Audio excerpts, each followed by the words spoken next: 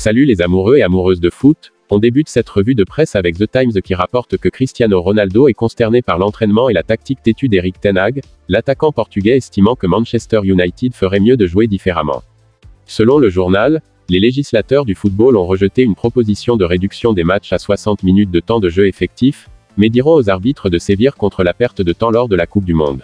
De même, l'association des footballeurs professionnels a rencontré vendredi ses homologues de la Ligue nationale de football à Londres pour discuter d'un certain nombre de questions clés, notamment le protocole sur les commotions cérébrales. D'après The Sun, le Real Madrid est sur le point de battre les gros canons de la Première Ligue pour débarquer Jude Bellingham pour 99 millions d'euros l'été prochain.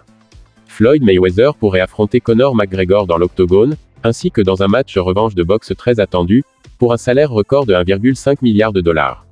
De même, Tyson Fury est sur le point de combattre Derek Chisora dans un combat de trilogie après que les pourparlers avec Anthony Joshua aient été mis KO.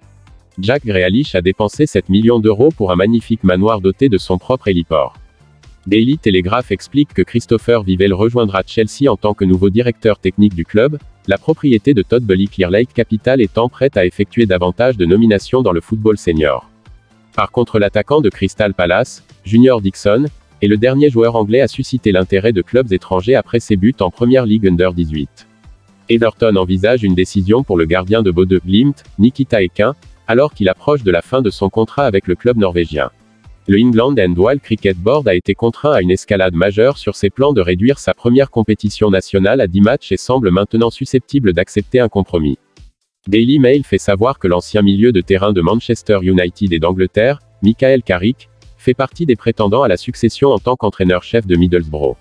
Tottenham prévoit de rendre hommage à Gian Piero Ventrone lorsqu'il affrontera Brighton samedi après le décès de son préparateur physique jeudi à l'âge de 61 ans.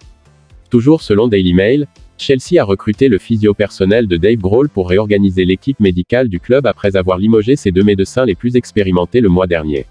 Southampton envisage Domenico Tedesco et le patron adjoint de Manchester City, Enzo Maresca, comme candidat possible pour remplacer Ralph Hasenhüttl s'il limoge l'Autrichien. Ainsi, Tottenham prévoit une mise à niveau de plusieurs millions d'euros de son terrain rétractable 3 ans seulement après l'ouverture de sa nouvelle maison d'1 milliard d'euros. Will Jack a pour objectif de devenir un véritable polyvalent alors que les sélectionneurs anglais réfléchissent au spinner à emmener au Pakistan pour la série de 3 tests en décembre.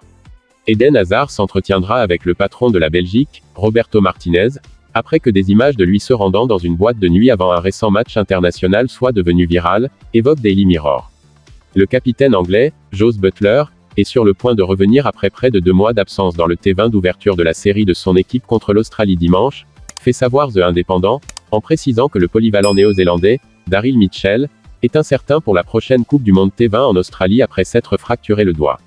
Selon Daily Record, le capitaine du Celtic, Callum McGregor, portait une genouillère alors qu'il montait à bord d'un vol pour voir un spécialiste alors qu'Ange Postecoglou attend des nouvelles de la durée d'absence du milieu de terrain influent. La Fiorentina a été qualifiée de sans classe après le partage d'une vidéo d'un vestiaire en désordre à Tynecastle après la victoire de l'équipe italienne en Europa Conference League à Édimbourg. Et on termine cette revue de presse avec Scottish Sun qui rapporte que les Rangers sont à la recherche d'un nouveau chef des communications après le départ de David Graham.